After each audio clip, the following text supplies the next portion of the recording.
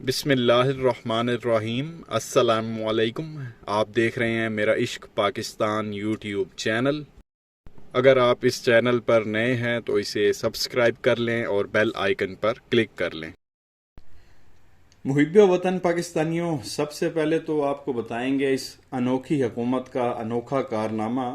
اس انوکھی حکومت نے عمران خان صاحب کے دورہ حکومت میں بنائی گئی رحمت للعالمین اتھارٹی جو ہے وہ ختم کر کے فلم انڈسٹری کے لیے جو ہے وہ بجٹ رکھ دیا۔ رحمت للعالمین اتھارٹی ختم کر دی، بجٹ ختم، سب کچھ ختم، اور فلم انڈسٹری کے لیے جو ہے انہوں نے بجٹ رکھ دیا، اور اوپر سے عمران خان کو جو ہے وہ یہودی ایجنٹ کہہ رہے ہیں۔ آپ یہ دیکھیں، انہوں نے جو ہے وہ حج عمرہ کے اوپر جو ہے وہ ٹیکس بڑھا دیا ہے، اور فلم انڈسٹری کے اوپر جو ہے ٹیکس ختم کر دیا، اس کو ٹیکس فری کر دیا، اور اوپر سے بے شرمی ان کی ڈٹائی دیکھیں۔ عمران خان کو جو ہے یہ لوگ یہودی ایجنٹ کہتے ہیں۔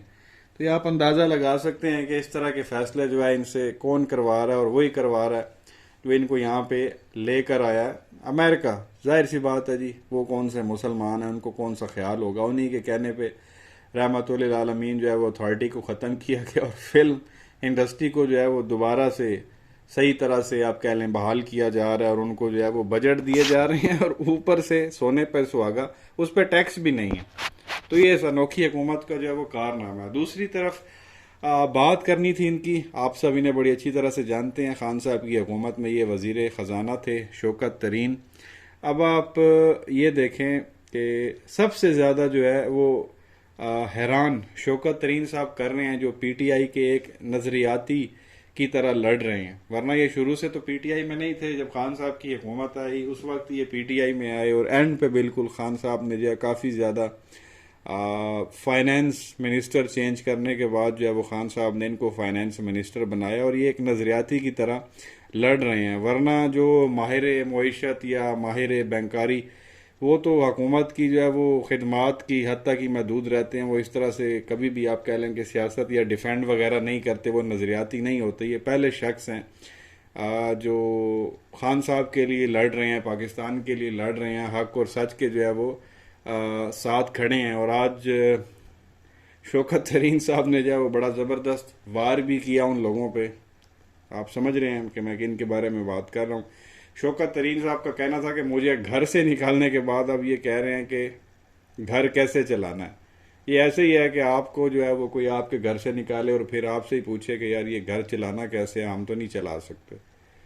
تو انہوں نے صحیح جو ہے آج وار ان لوگوں پہ کیا۔ اللہ کرے ان کو کوئی شرم غیرت آ جائے۔ ملک جو ہے وہ جس طرح جا رہا ہے، حالات جو ہے وہ کچھ آپ کہہ لیں کہ اچھے جو ہے وہ نہیں نظر آ رہے۔ ایک اور امپورٹنٹ چیز جو ہے وہ آپ کے سامنے رکھنی تھی، وہ یہ کہ امریکہ کی غلامی کی وجہ سے پاکستان نے جو ہے وہ پہلے افغانستان سے بگاڑی، اور اب دنیا بھر کے میڈیا میں جو ہے وہ چہ مگوئیاں ہو رہی ہیں کہ چین نے شہباز شریف کو چین آنے سے جو ہے وہ منع کر دیا۔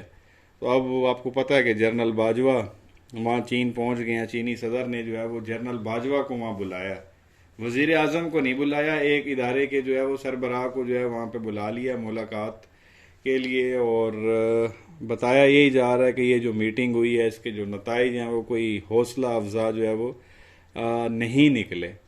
ظاہر ہے جی، چائنا بھی آپ کہہ لیں ناراض ہے، غصے میں بھی آپ کہہ سکتے ہیں، کیونکہ پہلے ایک بار ہم ایک فون کال پہ لیٹ گئے تھے، پرویز مشرف صاحب آپ کو پتہ ہے، اور اب جو ہے ہم ایک خط پر لیٹ گئے ہیں۔ ایک خط وہاں سے آتا ہے اور یہاں پہ سارے بالکل لیٹ جاتے ہیں، اور وہ پارٹیاں جو اب تک ایک دوسرے کی جو ہے وہ شلواریں اتارتی تھی، وہ ساری جو ہے وہ اکٹھی ہو گئی، ایک دوسرے کو یہ ماں بہن کی گالیاں دیتے تھے، ننگی تصویریں پھینکتے تھے۔ ایک خط آنے کے بعد یہ سارے اکٹھے ہو جاتے ہیں 13-14 پارٹیوں والے خان صاحب کے خلاف، اور آ کے جو ہے وہ حکومت بن جاتی ہے۔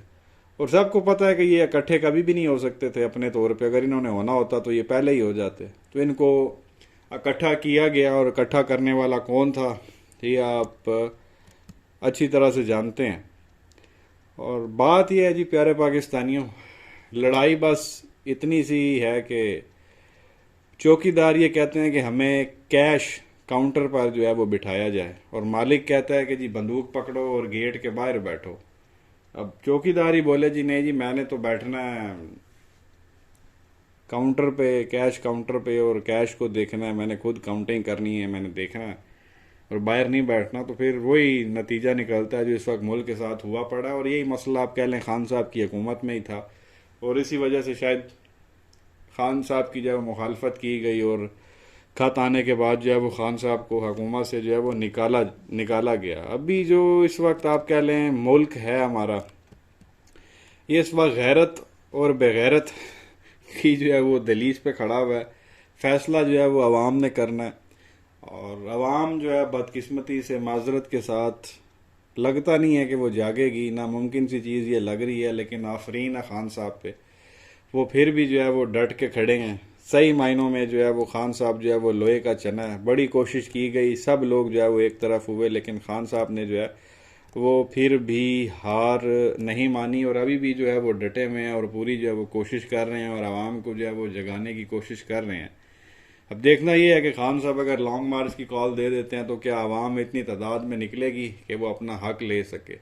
ترکی والوں کو ہی دیکھ لیں، ایک رات کے لیے وہ جاگے تھے، باہر نکلے تھے، اور اب وہ اس کے بعد سے سالوں گزر گئے ہیں، وہ چین کی جو ہے وہ نیند اس وقت سو رہے ہیں. کوئی ان کو اب مسئلہ نہیں ہے، صرف ایک رات جاگنے کی بات تھی.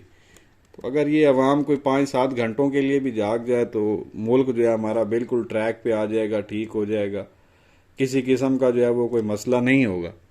اور ایک ریٹائرڈ میجر ابھی کہہ رہے تھے، جن کا کافی جو ہے وہ اسٹیبلشمنٹ کے ساتھ لنکس وغیرہ ہیں، وہ یہ کہتے ہیں کہ خان صاحب کو پہلے دن ہی جو ہے وہ احتساب پہ کام ہی نہیں کرنے دیا گیا. خان صاحب کو صرف ایک ڈیوٹی دی گئی تھی کہ آپ صرف معیشت پہ کام کریں، اکانومی کے پہ کام کریں ملک کی، اور اکانومی کی صرف آپ ڈیوٹی کریں. اور خان صاحب نے وہ ڈیوٹی بڑی بہترین طریقے سے کی. آپ یہ دیکھیں 6% جو ہے وہ ہمارا گروتھ ریٹ تھا، اور ایشیا میں سب سے زیادہ تھا خان صاحب کی حکومت میں. یا پھر آپ یہ بھی کہہ سکتے ہیں کہ پاکستان کی تاریخ میں سب سے زیادہ جو گروتھ ریٹ تھا وہ خان صاحب کا ان 3.5 سالوں میں تھا 6% کے ساتھ. ورنہ پاکستان کی تاریخ میں ایسا کبھی نہیں ہوا. ایسا آپ کہہ لیں کہ تھوڑا بہت اس کے قریب تھا جنرل ایوب کے دور میں، اس کے بعد کبھی بھی اس طرح سے ملک نے 6% کے ساتھ ترقی نہیں کی. تو خان صاحب نے اپنی ڈیوٹی تو بڑی اچھی طرح سے نبھائی اکانومی والی، اور احتساب پہ خان صاحب کو کام ہی نہیں کرنے دیا گیا پہلے دن سے. اور خان صاحب کو ایسا لگتا تھا کہ یہ ہمارے ساتھ ہیں، وہی لوگ جو اب خان صاحب کے ساتھ نہیں ہیں. خان صاحب کو شروع سے ایسا لگتا تھا کہ یہ ہمارے ساتھ ہیں، لیکن ایسا نہیں تھا. وہ خان صاحب کے ساتھ شروع سے ہی نہیں تھے. اور اس کی آپ یہ دیکھ لیں کہ معیشت تو خان صاحب نے ٹھیک کر دی. جب احتساب پہ سارے معاملات ہوئے تو کس طرح سے جو ہے وہ یہ سارے چور اچکے چھوٹ جاتے تھے. نانی مریم کو لے لیں، یہ کس طرح باہر گھوم رہی ہے، جو ابا کی عیادت پہ باہر نکلی ہوئی ہے.